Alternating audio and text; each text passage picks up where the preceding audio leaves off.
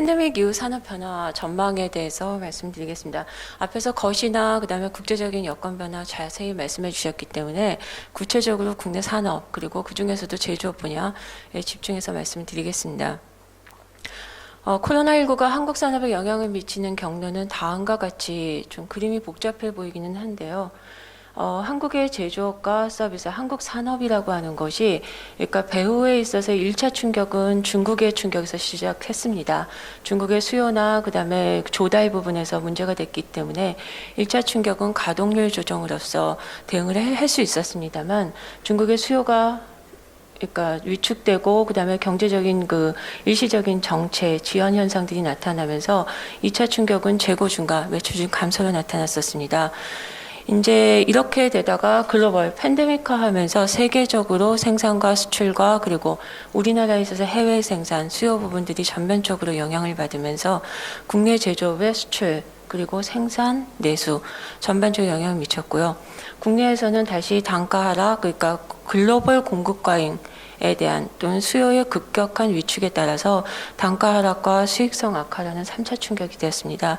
현재 있어서는 앞에서 말씀해 주셨겠지만 유동성 부분들, 그 다음에 기업에 있어서의 기본적인 수요에 있어서의 중장기 전망 부분들이 굉장히 약화되고, 현재 있어서는 생존을 얘기를 하고 있기 때문에 사실상 투자라든가 미래를 위한 이러한 그 자원 부분들의 보존 부분들이 많은 위기를 겪고 있습니다. 따라서 성장 잠재력 저하라고 해서 영구 충격으로 갈 경우에는 심각한 위기를 사실상 예상이 되고 있습니다. 따라서 부분적인 생산과 교육의 정체가 글로벌 밸류체인을 통해서 전 세계적으로 파급됐고, 이것이 다시 국내로 왔다는 점에 있어서 국내와 세계, 그리고 금융과 실물, 그리고 생산과 내수, 그리고 제조와 서비스라고 하는 이 모든 것들에 있어서 충격의 복합화와 장기화라고 하는 현상을 갖고 왔고요. 그 결과는 이것들이 어디 하나가 해소가 된다고 해서 국내에서 생산을 잘하거나 또는 해외에서 특정국에 그런 그 수요가 살아난다고 해서 우리나라가 앞으로 이 한국 산업에 있어서의 영향들이 단기간에 해소되기는 어려울 것이다 라고 하는 전망을 가능하게 합니다. 그 결과 경제 전반으로 충격은 확산되었었고요. 20년 수출은 급격한 충격으로 위기 국면이 진행이 되었습니다. 1월달, 2월달에 혹시나 했다가 3, 4월에 크게 그 내수가 떨어졌었고요. 수출은 4월, 5월 달에 25%, 20% 이렇게 떨어졌었고, 6월 달에는 다행히 10% 전년 대비 10%대로 그러니까 10% 감소율이 좀 낮아졌었고요. 7월에는 10% 안으로 7% 떨어졌습니다. 그러니까 결국은 수출의 충격이라고 하는 것이 다소 완화되는 것처럼 보이기는 합니다. 그럼에도 불구하고 전년에 비해서 평균 수준에 비해서는 여전히 낮다라는 것에 있어서는 그 충격이 회복되었다라고 보기는 굉장히 어려울 것으로 보입니다. 이러한 그 수출의 급격한 충격에는 글로벌 수요의 급감이 가장 큰 영향을 미쳤습니다. 그리고 아까 말씀하셨지만은 수출의 단가 하락이 부정적인 영향을 미쳤습니다. 그 와중에도 비대면, 그리고 홍코노미, 그리고 K방역이라고 이름 지어지는 이러한 그 일부 산업들에 있어서의 수출은 높은 증가율을 기록했습니다. 그럼에도 불구하고 주요한 산업들에 있어서의 수출 비중이 70%, 80% 되는데 이 코로나 시대에 수출이 늘어난 품목들은 5%, 10% 아닙니다. 커봤자 20% 아니기 때문에 여기에 있어서의 증가가 전체적인 수출의 증가, 감소폭을 상쇄하지는 못했습니다. 이 특징은 다음과 같은 우리의 산업 구조의 수출 구조, 생산 구조의 현황에서 비롯됩니다. 2000년부터 2018년까지 생산 비중을 보시면은 국내 10대 산업의 비중이 60에서 65% 정도 차지합니다. 수출에 있어서의 비중은 70에서 75%로 그 집중도가 굉장히 높습니다. 그런데 2019년에 수출 상위 10대 산업을 보시면은 반도체, 자동차, 석유화학, 석유 정제, 디스플레이, 기계, 철강, 조선, 정밀기기입니다. 산업 제입니다. 생산제이고 자본제입니다. 소비재가 아니기 때문에 아까 말씀하셨던 그 원자재 가격들 쫙 보시면은 원자재 가격이 다 떨어지는데 식품 가격 그리고 곡물 가격만 올랐습니다. 이 생산 수준을 유지했는데 우리 대부분의 것들은 생산 활동에 그리고 그 투자 활동에 영향을 받는다라는 것이고요. 결국은 이러한 부분들이 앞으로에 있어서의 수출 부분들도 그리 낙관적이지 않다라는 것을 시사합니다. 이 부분은 앞에서 나왔었는데요. 세계 경제 L자형의 느린 회복이 전망됐고, 그 다음에 OECD가 6월에 싱글 히트, 그 다음에 더블 히트를 얘기를 했는데, 이것조차도 이제 뭐, 말씀하셨지만은 상시화될 것이라고 본다라면은 L자형으로 갈 가능성 또는 뭐 I자형도 얘기는 하지만은 어쨌든 간 나이키형은 아니다라고 생각이 되고요. 이렇게 될 경우에 한국이 그나마 가장 양호한 경제 위축을 가져올 것이다라고 예측을 하고 있지만 올해 생산과 수출 구조의 특징을 볼 때 세계 경제가 살아나지 않는다라면은 그리 낙관하기 어렵다라는 것들을 시사합니다. 더군다나 세계 교육의 큰 폭의 감소 후에 회복이 불확실하다라는 것들이 우리의 수출 시장과 그리고 여기에 연계되어지는 우리의 주력 산업 부분들에 있어서의 위축 부분들이 그리 쉽게 해소되기는 어렵다라는 것을 시사합니다. 장기 추세선 부분들은 글로벌 금융위기 이후에 있어서 크게 한번 다운을 했었고 지금의 추세로 봐서는 현재 북미와 아시아가 큰 충격을 받고 있고 그리고 여기에 복합 GVC 글로벌 밸류 체인에 있어서 자동차, 전자제품에서 특히 큰 충격을 받고 있다라고 얘기를 하고 있는데요. 우리나라도 불행히도 해외에 진출한 그 글로벌 밸류 체인을 구축한 산업이 이 자동차와 전자제품 쪽입니다. 그래서 그 최종제뿐만 아니고 부품과 그다음에 소재 부분에서도 영향을 받고 있습니다. 이 글로벌 교육 수준들이 한번 다운이 될 때마다 지금 뭐 다시 그 낙관 시나리오를 해서 장기 추세선을 회복하기는 좀 어려울 거로 보고 있고요. 이게 한번 다운된다면 우리의 전체적인 수출에 있어서의 성장 잠재력 부분들의 커다란 그 충격을 부정적인 영향을 가져올 것으로 예상이 되고 있습니다. 여기에다가 글로벌 밸류 체인이 바뀐다라고 하는 것들은 우리의 시장과 그 다음에 조달 구조가 통째로 바뀔 수 있다라고 하는 것을 의미합니다. 그에 따라서 하반기 주력 산업 전망입니다. 이게 그 당초에 싱글 히트하고 그 다음에 더블 히트로 왔을 때 기준과 비관 시나리오들을 예측을 해봤었는데요.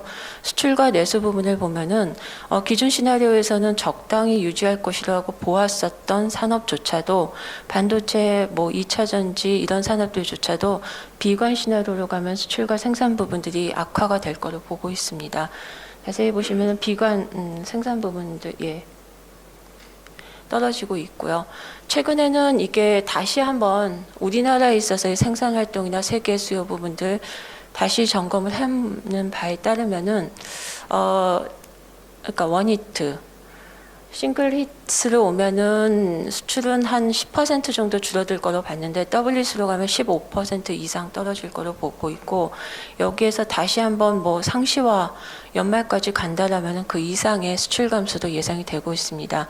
생산 감소율 부분들은 제조업 전체적으로는 뭐 강력한 내수 부양 체계에 의해서 어느 정도 유지될 것으로 보고 있지만 수출 부분이 급격하게 위축이 되면서 국내 생산도 5%, 10% 정도는 전년 대비 감소할 것으로 보고 있습니다. 내년에 어떻게 될 것이냐라는 것은 앞에서 이미 답은 나왔다고 생각합니다. 세계 경제가 제대로 성장하지 않는다면, 회복되지 않는다면은 우리의 경우에 있어서도 수출을 낙관하기 어렵고 그 결과는 생산도 낙관하기는 좀 어렵다라는 것들을 의미합니다. 글로벌 공급망의 문제인데요. 글로벌 공급망은 사실 우리 쪽에 있어서는 큰 문제는 사실 없습니다. 상반기에 공급망 부분에 있어서 조달 부분에 있어서 애로 부분들이 중국이 우한 지역에서 집중적으로 나타났을 때 와이어링 하네스처럼 일부의 그 부품 조달 부분들이 문제가 됐었는데 당시에 체크했을 때 중국과 일본으로부터의 조달 비중이 굉장히 높았기 때문에 부분적인 통관 물류 차질 이외에는 원활한 편이었고 작년에 일본 수출 규제 때 국내들이 재고 수준을 조금씩 높이면서 상반기에는 생산 차질 가능성들이 굉장히 낮았었습니다. 그럼에도 불구하고 이게 장기적으로 사태가 지속될 때 어떻게 되느냐라는 부분들에 있어서는 미국, EU 부분들에 있어서 이 굉장히 그 조달 비중이 낮다라고 함에도 불구하고 이 지역으로부터의 수입되는 핵심 부품, 핵심 장비의 높은 조달 구조 부분들이 취약하기 때문에 결국은 이 부분에 있어서의 수입 의존 부분들은 영향을 미칠 것으로 보았고요. 더 심각한 것은 우리나라 경제, 그다음에 산업의 높은 수출 의존도로 인해서 해외 수요가 감소할 경우에는 커다란 위험 요인을 작용할 것으로 보고 있습니다. 즉 글로벌 공급망, 글로벌 밸류 체인에 있어서는 우리에게 있어서는 공급망보다는 수요 위축 부분들이 더 큰 영향을 미칠 것으로 보고 있습니다. 글로벌 가치사슬 재편 부분들인데요. 이것이 앞으로에 있어서 국내의 산업의 생산활동 부분들 그리고 글로벌 산업 지형의 변화가 어떻게 영향을 미치는가였는데요. 전체적으로 사실은 아까 그 코로나 사태가 이상한 현상인데 중국은 진정기에 접어들었음에도 불구하고 모든 세계 국가들은 공급원을 다원화해야 되고 탈중국해야 된다라는 이러한 목소리가 굉장히 높아지고 있습니다. 이것이 글로벌 밸류 체인의 변화를 가속화시킬 것이다 라고 얘기를 하고 있습니다. 결국 그 저변에는 미국과 중국 그리고 중국의 부상에 대응하는 세계 그 선진국들의 견제 장치라고 하는 것들이 여전히 존재한다라는 것을 의미하고요. 어쨌든 간 그럼에도 불구하고 감염병에 의해서 부분적인 조달 그리고 수요 그 물류 유통 부분에 있어서 시스템 위험을 인식하면서 공급망 재편은 가속화될 것을 보고 있습니다. 그래서 중국으로부터 이탈되어지는 생산 기지로서의 역할 부분들이 어디로 갈 것이냐가 굉장히 큰 관심사항인데 신남방 지역이 될 것이다라는 것들이 새로운 프론티어로 부상할 것이라는 예상들이 강력합니다. 여기 이제 한국을 껴넣고자 하는 것이 우리의 희망입니다. 사실은. 그리고 폼페이오 미국 국무장관은 20년 4월에 미국은 이러이러이러한 나라들과 협력해서 세계 경제를 전진시키기 위해 노력하고 있다라고 얘기하는데 사실상의 중국 봉쇄 조치고요. 그 다음에 경제 번역 네트워크라고 하는 미국 주도의 EPN을 강조한 것도 사실상의 중국 봉쇄 조치입니다. 그렇다면 위중 무역 분쟁이라고 하는 것들은 코로나와 상관없이 계속되었었고 코로나로 인해서 본격화되었고 그 이후에서도 그것이 완화될 가능성은 약하다라는 것을 의미합니다. 이렇게 되면서 글로벌 가치사슬이 어떻게 재편되느냐라는 얘기들에 있어서는 전략 부분 공급망의 자립화라고 하는 얘기를 하면서 뭐 전략산업 그리고 뭐 국가안보를 얘기하면서 필수품 그 다음에 전략산업 제품 이런 것들의 국내 생산들을 미국과 유럽과 많은 나라들이 강조하고 있습니다. 그럼에도 불구하고 첨단 제품은 쉽게 그 기술이나 그 다음에 산업 생태계나 그 다음에 생산 기반들을 이전하기가 어렵기 때문에 여전히 글로벌 생산들이 유지될 것이고 이것들이 양극화될 것이다 라고 얘기를 하고 있습니다. 여기에서 장폴 로드리고 교수가 국내와의 인터뷰에서 코로나 이후에 한국은 첨단 제품의 세계 공장이 된다라고 얘기를 했습니다. 이 시기가 4월이라는 것에 좀 주목을 해주십시오. 한국이 어느 정도 방역에 성공을 했고 다른 나라들이 그렇지 못했고 중국은 배제하는 이 시기였습니다. 첨단 제품의 세계 공장이 되기 때문에 될 것이다 라고 하는 것들에는 많은 전제가 깔려 있다는 것을 의미합니다. 글로벌 가치사슬의 재편이라고 하는 것들이 그 주도하는 국가들을 보시면은 미국, 유럽, 일본입니다. 즉 시장을 갖고 있는 나라, 수요를 갖고 있는 나라입니다. 수요를 갖고 있는 나라에서 그 지역 내에 있어서의 생산의 안정성, 공급의 안정성들을 얘기를 하고 있는 것입니다. 그렇다면은 우리가 세계 시장에서 어느 정도 시장 규모를 갖고 있는가라는 부분들에 있어서는 낙관적이지 않습니다. 실제로 그 5월, 6월에 한참 이제 코로나 이후에 국내에서 리쇼링 부분들에 대한 타당성들을 검토했을 때 국내 기업들에게 주요 기업들, 우리의 주력 산업들에게 물어본 예상되는 변화의 방향이었습니다. 대부분 보시면은 공정에서 중국의 비중을 감소하고 그 다음에 신남방 지역, 뭐 베트남, 인도네시아 이런 지역으로 있어서의 그 생산기지, 뭐 조달망 이런 것들을 다변화할 것이다 라는 얘기들이 있었고요. 국내 조달 확대를 얘기한 것이 자동차와 가전이었습니다. 그런데 여기에 전제가 있습니다. 스마트 제조 도입이라고 하는 국내에 있어서 여러의 생산 여건들의 개선과 스마트 제조와 그다음에 사람으로부터의 독립 그리고 제도로부터 어느 정도 자유로움 이런 것들을 그런 것들이 전제가 되지 않는다라면은 생산의 안정성 부분들을 찾아서 국내로 오기보다는 수요를 찾아서 해외로 나갈 것이고 이것은 국내 기업뿐만 아니라 해외 기업들도 마찬가지가 될 것입니다. 따라서 스마트 제조 그리고 디지털 전환이라고 하는 것들은 GVC 이후에 보다 본격화될 것이다 라고 하는 것들을 시사합니다. 참고로 글로벌 가치사슬이라고 하는 것들이 논의가 본격화된 것은 시기가 90년대부터이고 그리고 이것들이 어느 정도 글로벌 금융위기 이후에 구조적 변화가 나타나기 시작했습니다. 보시면은 글로벌 가치사슬이라고 하는 것들이 논의된 시기가 ICT 발전, 그 다음에 모듈화, 물류 수송 비용 인하, 자유무역협정이라고 하는 것들을 통해서 중국을 생산기지로 이용하고 그 다음에는 새로운 아주 세계의 커다란 시장으로 그런 빅마켓으로 인식했던 이러한 시기였습니다. 그리고 금융위기 이후에 이러한 구조적 변화가 나타나는 얘기는 중국이 세계의 모든 것들을 끌어들이는 시장이 아니라 새로운 공급 기지로 부상을 하던 시기였고 세계의 주요 산업에 있어서의 공급 과잉을 유발하는 이러한 주도하는 그 주체로 부상하던 시기였습니다. 결국은 세계에 있어서의 생산 그리고 경쟁에 있어서의 그 구도가 바뀌는 것들을 의미를 하고요. 이런 데서 주변 국가 밀집한 그러니까 글로벌 가치사슬이 리저널 밸류 체인으로 바뀌었다라는 것들을 의미합니다. 그러면은 신흥국 공급 영역 확대하고 디지털 전환되고 지금 포스트 코로나 이후에 세계적으로 지금 변화를 보시면은 중국의 성장 속도가 더 빠르고 그다음에 생산 기반 부분들에 있어서의 확장세가 더 본격화된다라고 하면은 이 글로벌 밸류 체인에 있어서의 역할 부분들이 중국이 더 강화가 되고 그다음에 우리의 주요한 시장들 유럽이나 미국 부분들은 자국 내에 있어서의 또는 인접 지역에 있어서의 밸류 체인들을 강화시킨 것이라 보면은 총무역에서 점하는 GVC 비중들은 앞으로 높아지기 어려울 것이다. 오히려 그것이 떨어질 요인들이 더 강할 것이다 라고 예측을 할 수 있습니다. GVC 트레이드 네트워크라고 하는 것들이 작년에 그리고 나타났던 OECD 보고서인데요. 딜로이트가 그림을 그린 걸로 알고 있는데 보스턴 컨설팅 그룹이 그린 걸로 알고 있는데 보시면은 전자, 자동차, 기계 부분이 활발했습니다. 이것들이 모듈화가 가능했고 디지털 전환의 기술들을 충분히 활용할 수 있는 부분들이었고요. ICT가 그렇기 때문에 중국이 부상을 했었는데 반면에 다른 전통산업이라고 하는 것들은 좀 다른 그림들을 갖고 있습니다. 결국은 이 전자자동차, 기계, ICT 부분들 에 있어서의 커다란 GVC 밸류 체인에 있어서의 변화들이 가져올 것이고 나머지 부분들은 여전히 역내에 있어서 그리고 이것들의 경쟁 우위들을 무엇을 가질 것인가 라는 부분들에 있어서 영향을 미칠 것이고 불행하게도 우리는 여기에 있어서 커다란 경쟁 우위를 가지지 못했다라고 볼 수 있습니다.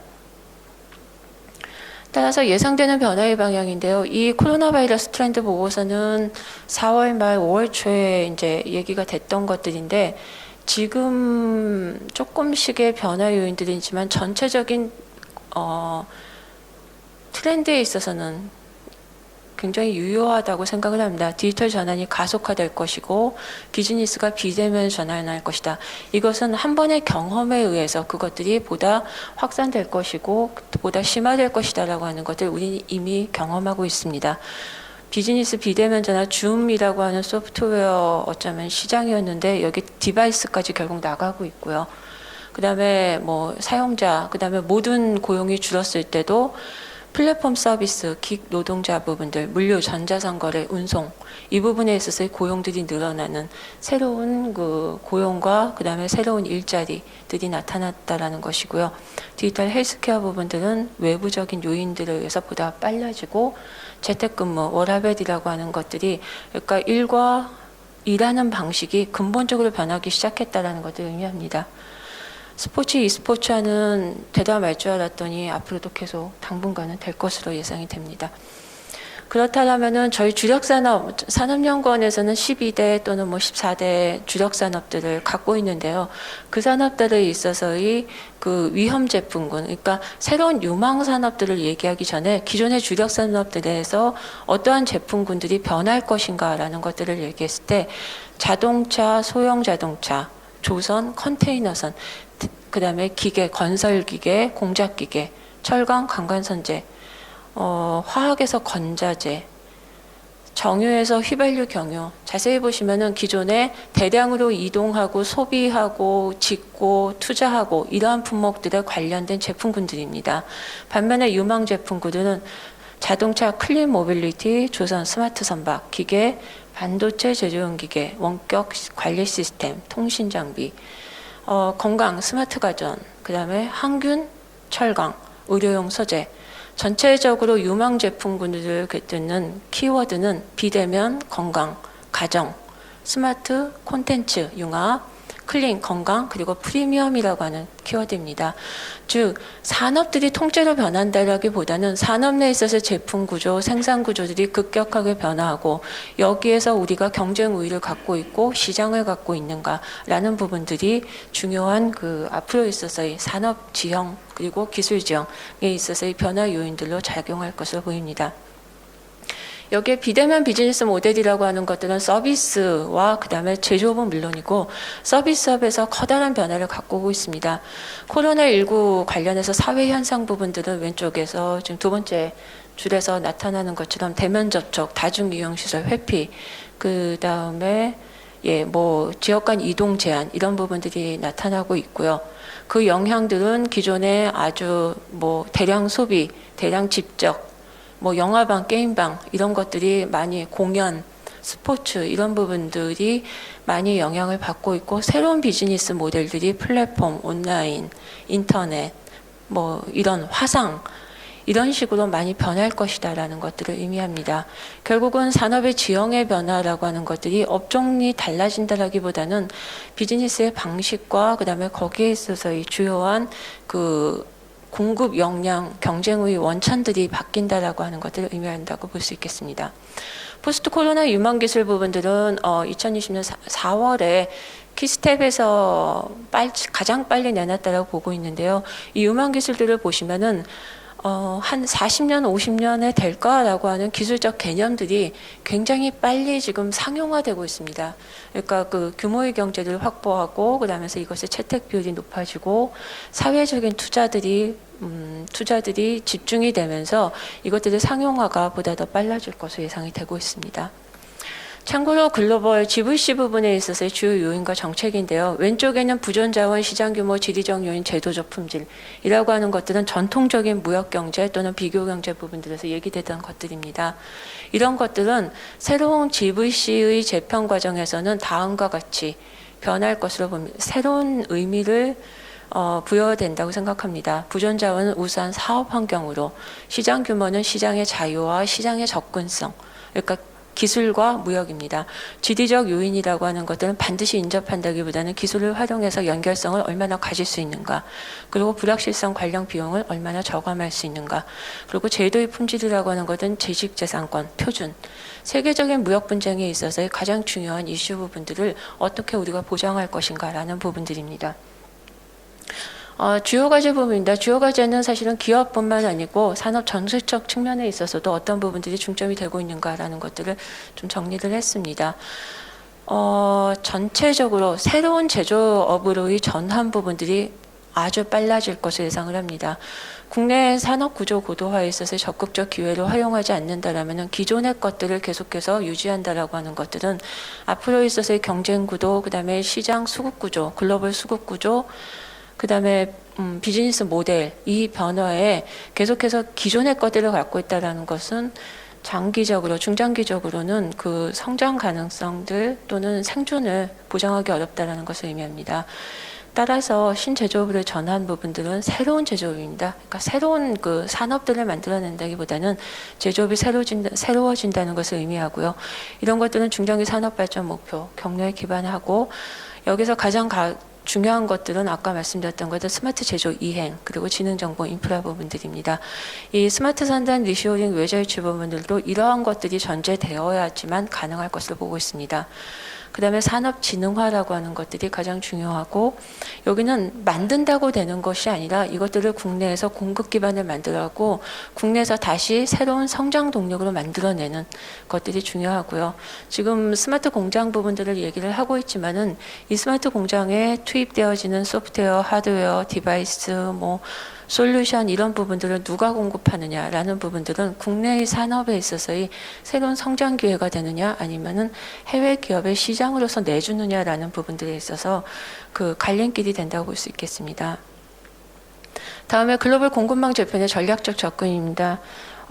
모든 그 밸류 체인 부분들을 자국화한다라고 얘기를 하는 것들은 수출 생산, 그러니까 10대 산업의 생산의 60%가 10대 산업에 집중되어 있고 그리고 수출의 75%가 10대 산업에 집중되어 있는 우리나라로서는 매우 불리한 그러한 보호무역주의 이런 것들은 불리한 그런 경제민족주의 이런 것들은 여기에 우리가 동조한다라고 하는 것은 국내에 있어서 생산 기반 그다음에 앞으로의 그 성장 경로 부분들을 사실상 기존의 성장 경로들을 벗어나는 전략입니다. 그렇다고 국내 내수 기반이 매우 좋냐라고 하시면은 그 규모가 크지 않기 때문에 결국 새로운 글로벌 가치사슬 재편 과정에서 국제 협력에 대해서 전략적으로 대응을 하고 국내에 있어서 무엇을 가져올 것인가.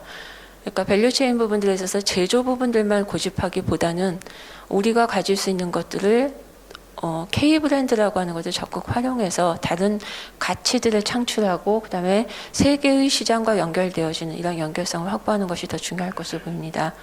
글로벌 공급망 위험성 제어할 수 있는 것들은 매우 중요합니다.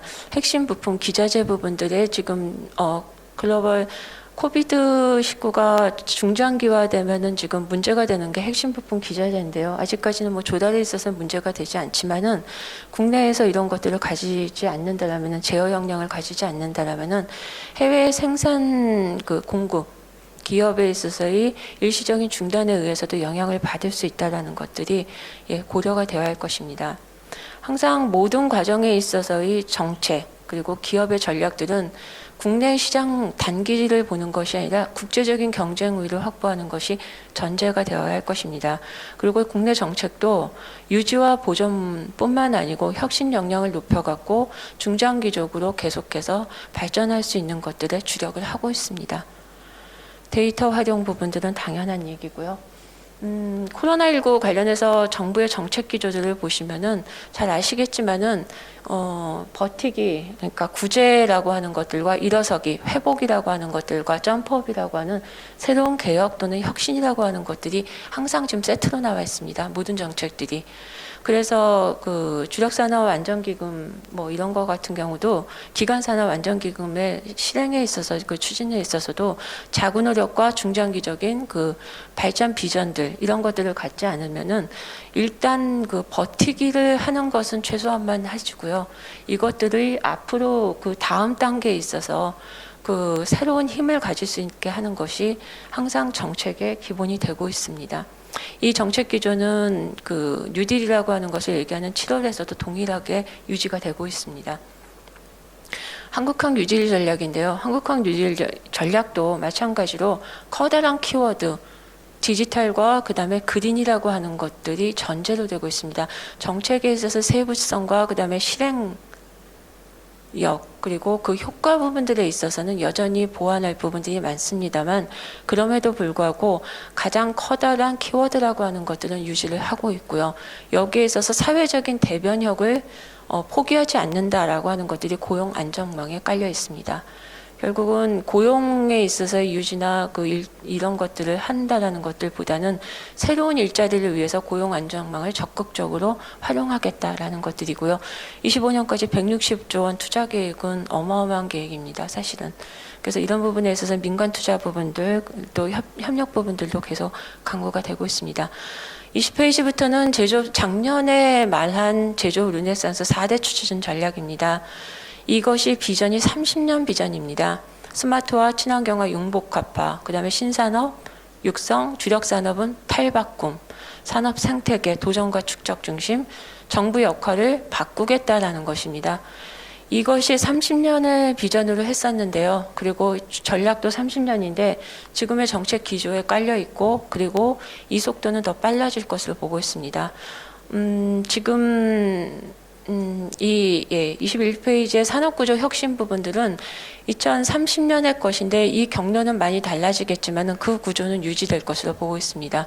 주력 산업의 고부가 가치와 아까 제가 말씀드린 프리미엄화 또는 제품의 구조를 바꾸는 것과 그 다음에 새로운 산업으로서의 그 전환이 이루어지지 않는다라면은 앞으로는 그 기업 가치라든가 또는 산업에 있어서의 성장성 부분들에 영향을 미칠 것으로 보고 있고요. 이 구조 전환 부분들은 2030년보다 예상보다 빨라질 것으로 예상이 되고 있습니다. 뒷부분은 산업에 있어서의 구체적인 그런 내용들입니다. 이상입니다. 감사합니다.